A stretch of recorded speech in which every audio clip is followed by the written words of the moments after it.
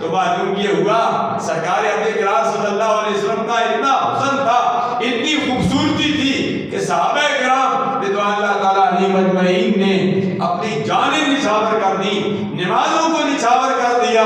صدیق اکبر کا واقعہ بھی آپ نے تفصیل سے سنا ہوگا۔